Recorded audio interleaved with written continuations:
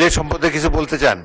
এই সংক্রান্ত একটা তুলনামূলক শীট আমরা এই 3-4 মিনিট আগে হাতে পেয়েছি, তো এটা পুরা পড়তে পারি নাই। যেহেতু আইনটা অবশ্যই একটা সেন্সিটিভ আইন, আমরা কি অনুরোধ করতে পারি যে এটা পাশের জন্য একটু সময় হাতে রেখে আমাদেরকে একটু সুযোগ দেওয়া হোক।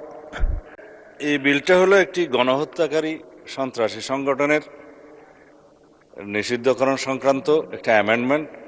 আগের যে আইন ছিল সন্ত্রাস বিরোধী আইন, সেটা অ্যামেন্ডমেন্টের জন্য। মানে বিরোধী দলীয় নেতা নিশ্চয়ই স্মরণে থাকার কথা, ওনারা এবং এনসিপির বন্ধুরা সবাই মিলে এটা আন্দোলন করেছিলেন। সেই আন্দোলনের প্রেক্ষিতে এটা মোটামুটি বাংলাদেশে একটা জনমত সৃষ্টি হয়েছিল। সেই প্রেক্ষিতে তাদের কার্যক্রম নিষিদ্ধ করা হয়েছে সন্ত্রাস বিরোধী আইনে, এবং অ্যাকর্ডিংলি সেটা নির্বাচন কমিশনে তাদের রেজিস্ট্রেশনটাও সাসপেন্ডেড হয়ে আছে। এবং এখানে এই আইনের অনুবলে পরবর্তীতে আর্টিকেল 47 অনুসারে সংবিধানের আইসিটি অ্যাক্টেও পরিবর্তন এনে সংগঠনের বিচারের জন্য সেই আইনটাও সংশোধন করা হয়েছে।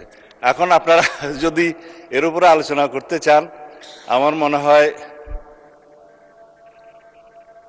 সংশোধনের সেকেন্ড রিডিং স্টেজে যদি আপনারা সংশোধনী দিতেন, আলোচনা থাকতো, এবং ফার্স্ট রিডিং এ উত্থাপনের পরে যদি আপনারা আপত্তি তুলতেন, তাহলে আলোচনা থাকতো।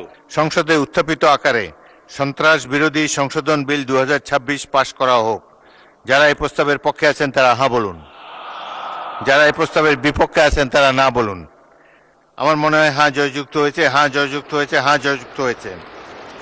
অতএব সংসদে উত্থাপিত আকারে সন্ত্রাস বিরোধী সংশোধন বিল 2026 সর্বসম্মতিক্রমে পাশ